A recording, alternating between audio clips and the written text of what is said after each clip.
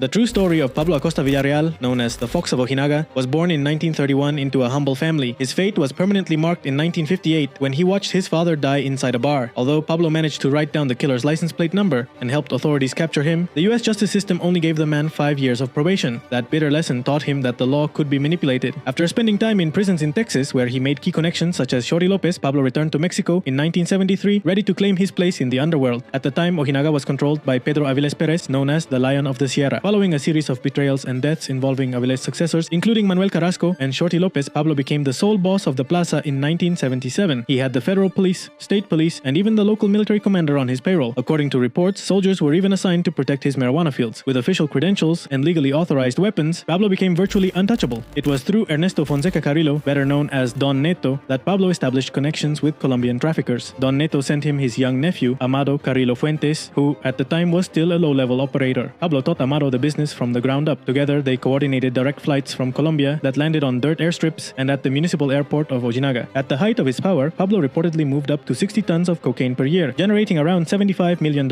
annually. Without realizing it, he was helping build the empire that would eventually replace him. His reign was far from bloodless. His most brutal conflict was against Fermin Arevalo, an old prison friend. The war began after suspicions emerged that Fermin's son had informed authorities about one of Pablo's drug shipments. The conflict left more than 26 people dead. In a final attempt to negotiate peace, Pablo ended up in a shootout at Fermin's ranch. Arevalo died in the exchange, and Pablo consolidated absolute control over the region. Pablo had a dual nature. He was a ruthless enforcer, but also a benefactor to the local community. He built nursing homes and sports fields, paid for medicine, and earned the support of many residents. In his final years, he began a relationship with Mimi Webb Miller, the niece of a US senator. Mimi described him as a bilingual and charismatic man, but she also witnessed his growing paranoia. At one point, Pablo confessed something prophetic to her. Amado Carrillo is going to kill me someday. The hunt ended on April 24, 1987. Commander Guillermo Gonzalez Calderoni, acting under direct orders and allegedly pressured by Amado Carrillo to clear the path, tracked Pablo down to Santa Elena, near the banks of the Rio Grande. During a helicopter raid supported by the FBI, Calderoni reportedly asked Acosta to surrender, staying true to his promise that he would never be captured alive, and according to the most widely accepted version of events, Pablo took his own life with a gunshot. Other accounts claim he died during the shootout.